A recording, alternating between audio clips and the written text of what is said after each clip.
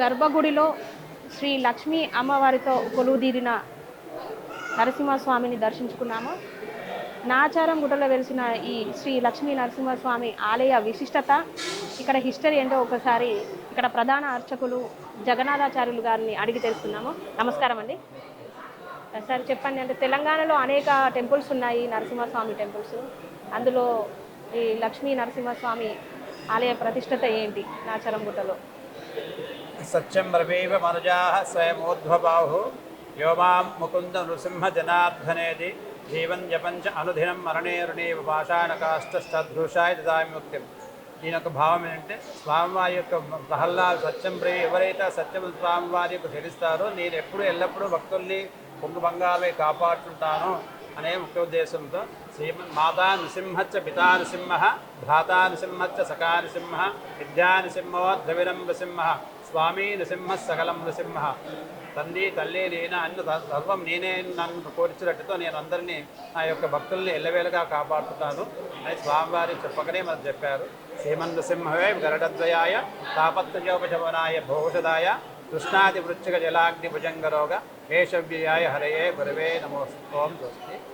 శ్రీ నాచి లక్ష్మీనరసింహస్వామి దేవస్థానం తెలంగాణ ప్రాంతంలో రెండో యాదగిరిగుట్టగా సుప్రసిద్ధ క్షేత్రంగా విరాజిల్లుతున్నది. స్వామివారి యొక్క ప్రతినిత్యం ఉదయం 7:30కు స్వామివారి నిజాభిషేకం జరుగుతుంటుంది. ఆ నిజాభిషేక స్వరంలో స్వామి యొక్క నిజ స్వరూపంలో దర్శనం చేసుకోవడం జరుగుతుంది. స్వామివారి యొక్క నిజాభిషేకంలో ఎవరైనా భక్తులు భక్తి శ్రద్ధ అభిషేకంలో పాల్గొంచిన వారికి ఇది బాధాలు తొలగిపోతుంటాయి.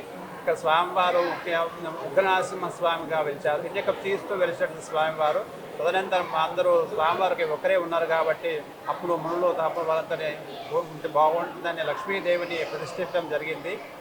దీనికి స్వామివారి యొక్క గార్గేయ మహాస్తపదశగా ఈ స్వామివారి క్షేత్రంలో వెలిసిందని చెప్పి ఇతిహాసాలు మరియు అదే నవనాది మహాములు క్షేమించుకోవడం జరిగింది. ఇక్కడ హరిద్రా నదీ తీరం యొక్క నదీ తీరాన్ని వెలిసినట్టు ఈ స్వామివారు భక్తులకు పొంగు బంగారమై అన్ని వేళల ఆయురారోగ్య ఐశ్వర్యాలు ఇస్తున్నారు.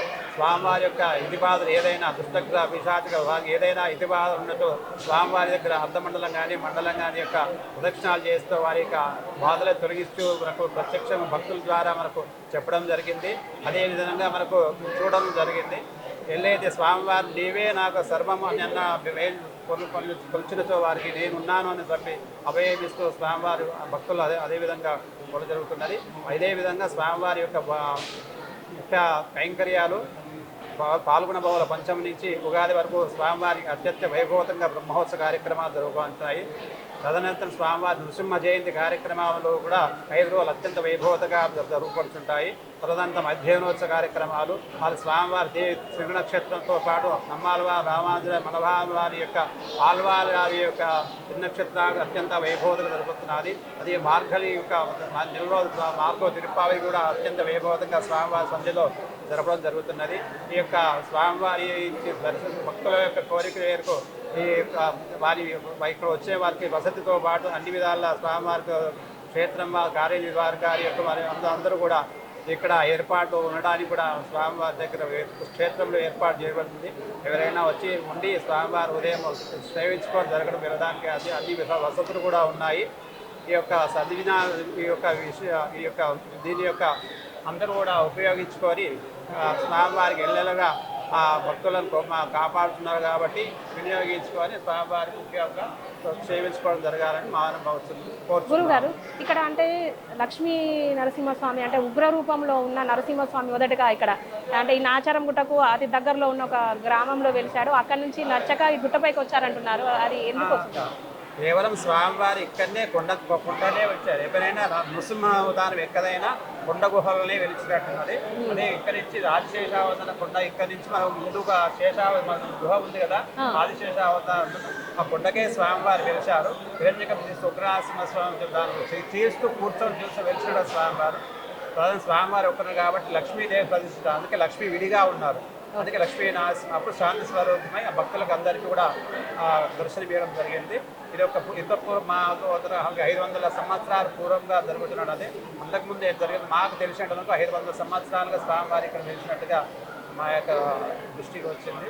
అదేవిధంగా స్వామివారికి భక్తుల పొంగు బంగారమై అన్ని వేళ కాపాడుకుంటూ వారి యొక్క ఆయురారోగ్యంతో పాటు ఏదైనా స్వామివారి సంకల్పం గురించి కోరుకుంటూ వారు అన్నీ నెరవేర్చుకుంటూ వస్తున్నారు.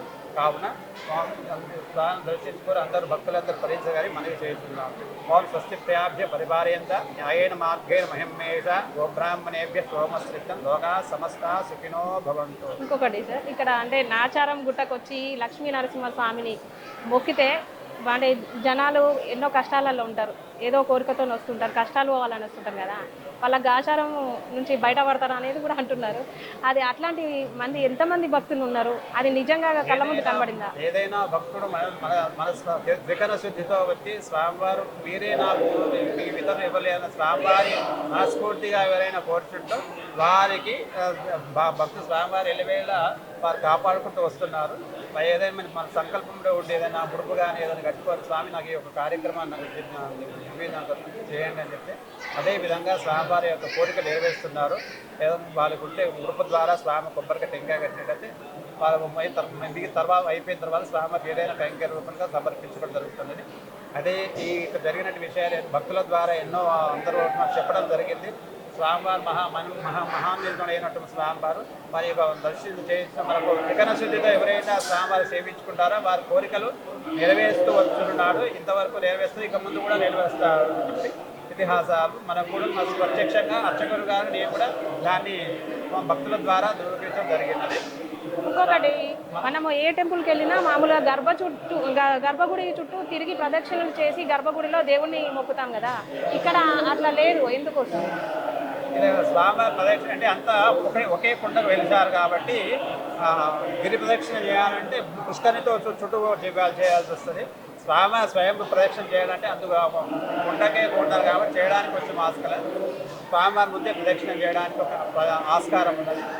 దాంతో స్వామివారి చుట్టూ మిగతా ఉపాయ దేవాలయాలు అవి ఉంటాయి కాబట్టి కొంచెం దాని చుట్టూ ప్రదక్షిణ చేసుకోవచ్చు. ప్రత్యేకించి స్నానం చేయడానికంటే వీలు లేదు, చేయాలి మొత్తం అందరికీ కలిపి చేయడానికి. అంటే గిరి ప్రదక్షిణ ముఖ్య ఉద్దేశం అంటే ముందు మొత్తం పుష్కరిణి నుంచి ముందు మొత్తం గిరి ప్రదక్షిణ చేసుకోవడానికి ఆస్కారం ఉంది. ఆ విధంగా మొక్కు చేసుకోవాలి. ఏడాది పొడవునా భక్తుల రద్దీ ఇదే విధంగా ఉంటుంది. సంవత్సరాంతం స్వామివారికి ఎల్లవెళ్ళ జనాలు భక్తులు బాగానే వస్తుంటారు. శని ఆదివారంలో ఎక్కువ వస్తారు. శనివారం స్వామివారికి అత్యంత ప్రీతికరమైనది కాబట్టి శనివారాలు ఆదివారాలు మిగతా విశేష ఉత్సవాలప్పుడు చాలా రావడం జరుగుతున్నది. మా కార్తీకం మార్గశిరము తర్వాత పాల్గొన మాసాలు ఇంకా పుష్యమాసం మిగతా అన్ని రోజులు వీకెండ్స్లో అన్ని దివసాల్లో కూడా స్వామివారికి క్రౌడ్ ఎక్కువనే ఉంటారు, భక్త సమూహం ఎక్కువనే ఉంటారు. ధన్యవాదాలు. ఇది నాచారం గుట్టలో వెలిసిన శ్రీ లక్ష్మీ నారసింహ స్వామిని త్రికరణ శుద్ధితో భక్తులు కోరిన కోరికలను మొక్కుకొని దేవుడి ముందు వాళ్ళు ఎంత నీతిగా మంచి మనసుతో కోరిన కోరికలు కోరుకుంటారో ఆ భగవంతుడు కూడా అదే తీరుగా శాంతమూర్తిగా వారి కోరికలను కూడా నెరవేరుస్తారని చెప్తున్నారు ప్రధాన అర్చకులు. అంతేకాకుండా ఇక్కడ ఈ ఆలయంలో గిరి ప్రదక్షిణ చేసి కొబ్బరికాయ ముడుపు కడితే ఇక ఆ భగవంతుడు శ్రీ లక్ష్మీ నరసింహస్వామి వెంటనే భక్తుల కోరికలు నెరవేరుస్తారనేది కూడా ఇక్కడ ఒకటి ఉంది. ఇది నాచారం గుట్టలో వెలిసిన శ్రీ లక్ష్మీ నరసింహస్వామి ఆలయ విశేషత.